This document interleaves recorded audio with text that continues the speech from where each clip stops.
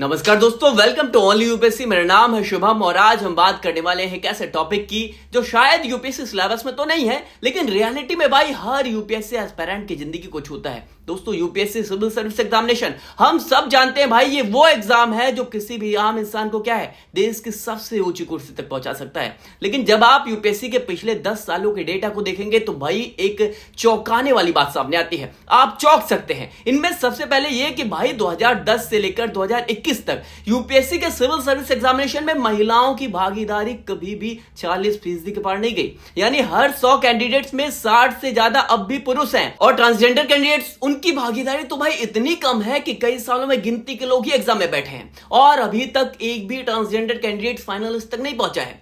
अब सवाल यह है कि भाई आखिर ऐसा है क्यों?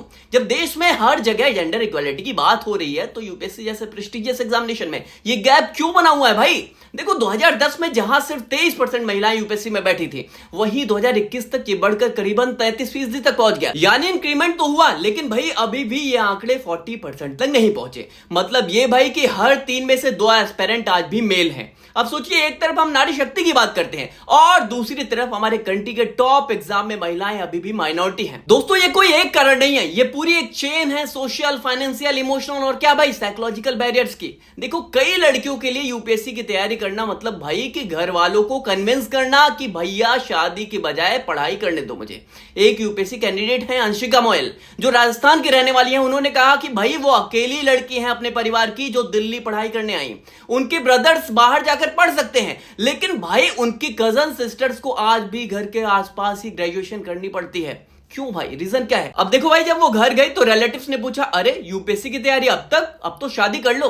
भाई सोचिए, जब सोसाइटी ये तय करने लगे कि आपकी उम्र कितनी है तैयारी के लिए, तो कॉन्फिडेंस कैसे बचेगा? बहुत सी लड़कियां बोलती हैं कि एक्चुअल प्रेशर एग्जाम का नहीं है, शादी का प्रेशर ज्यादा होता है। एक कैंडिडेट ने बताया कि जब वो यूपीएससी की तैयारी कर रही थी तो उनके रिश्तेदार रोज ये बोलते थे कि भाई अब तो 26 की हो गई हो, बस 1-2 अटेम्प्ट और फिर शादी। अब भाई ऐसा माहौल होगा तो कौन शांति से पढ़ पाएगा? देखो भाई, ये तो साफ है कि यूपीएससी की तैयारी सस्ती नहीं है। कोई कितना भी कहे कि भाई गरीब किसान रिक्शे वाले का बेटा यूपीएससी पास कर लिया, लेकिन भाई हकीकत तो ये है कि वो भी कहीं ना कहीं पैसे खर्च किया है। दिल्ली जैसे शहरों में रहकर कोचिंग करना हर किसी के बस की बात नहीं है भाई। और यहां एक और फर्क दिखाई पड़ता है भाई, वो ये कि घरों में बेटों के लिए पैसे खर्च कर देंगे कोचिंग पर, लेकिन बेटी को बोल देंगे क्या कि सेल्फ स्टडी कर लो। एक कैंडिडेट है आयुषी, जो उत्तराखंड सरकार में काम कर रही है। उन्होंने बताया कि भाई उनके जो पेरेंट्स हैं उन्होंने ईएमआई लेकर उनकी पढ़ाई करवाई, लेकिन वो कोचिंग नहीं जा पाई। क्यों? क्योंकि भाई खर्चा बहुत ज्यादा था। वो बोलती हैं कि भाई मैंने दिल्ली से स्टडी मटेरियल मंगवा लिया और सेल्फ स्टडी की। अब सोचिए, जब रिसोर्सेस ही बराबर नहीं है तो चांसेस कैसे बराबर होंगे? अब कई मैरिड वुमेन्स जो यूपीएससी एस्पिरेंट्स हैं, सुबह 5 बजे उठती हैं, पहले घर का काम करती हैं, बच्चों को संभालती हैं, नाश्ता पानी और फिर क्या है, लाइब्रेरी जाती है पढ़ने के लिए। उनमें से कुछ ही हैं जो 3-4 घंटे ही पढ़ पाती है, क्योंकि भाई क्या है, अगला जो टाइम बचता है वो फैमिली में चला जाता है। अंशिका है, उन्होंने बताया कि भाई उनकी जो रिलेटिव्स हैं आरपीएससी की तैयारी करती हैं, सुबह खाना बनाते हैं, फिर पढ़ने जाते हैं, फिर वापस घर संभालती हैं। इसलिए बहुत बार भाई मैरिज के बाद जो प्रिपरेशन है वो रुक जाती है। कुछ केसेस में जो हस्बैंड होते हैं वो सपोर्टिव होते हैं, लेकिन ज्यादातर जो रिस्पॉन्सिबिलिटीज हैं वो क्या है, ओवर पावर कर जाती हैं।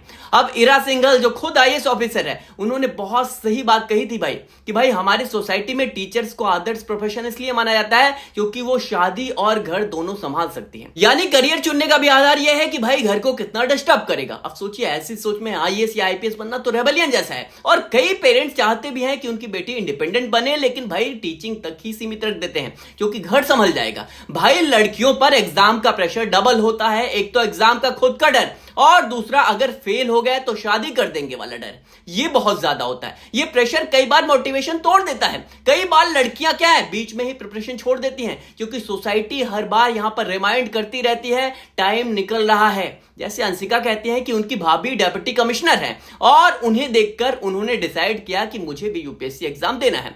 ऐसे ही कई एग्जांपल्स हैं जहां एक महिला ऑफिसर अपने पूरे परिवार की सोच बदल देती है। देखो, 2016 में यूपीएससी ने थर्ड जेंडर ऑप्शन शुरू किया था, लेकिन 2021 तक की रिपोर्ट जो बताती है वो भाई ये है कि हर साल 20 से भी कम ट्रांसजेंडर कैंडिडेट अप्लाई करते हैं और उनमें से कोई भी मेंस या इंटरव्यू तक नहीं पहुंच पाया। 2018 में सिर्फ एक ट्रांसजेंडर कैंडिडेट क्या है एग्जाम में बैठता है, 2019 में भी एक ही, 2020 में 5 कैंडिडेट्स बैठते हैं और 2021 में 4 कैंडिडेट्स। यानी कि भाई इतनी बड़ी पॉपुलेशन में जो पार्टिसिपेशन रेट है वो क्या है 0.01% से भी कम। क्योंकि ये सिर्फ एक एग्जाम तक की बात नहीं है, ये तो भाई एजुकेशन सिस्टम से लेकर सोसाइटी एक्सेप्टेंस तक की बात है। दिल्ली यूनिवर्सिटी के एक प्रोफेसर ने बताया कि ट्रांसजेंडर स्टूडेंट्स को स्कूल से ही भाई डिस्क्रिमिनेशन झेलना पड़ता है, हॉस्टल में जगह नहीं मिलती, आइडेंटिटी जो डॉक्यूमेंट्स हैं उनको अपडेट करने में दिक्कत आती है और भाई कई बार टीचर्स जो है वो भी सपोर्टिव नहीं मिलते।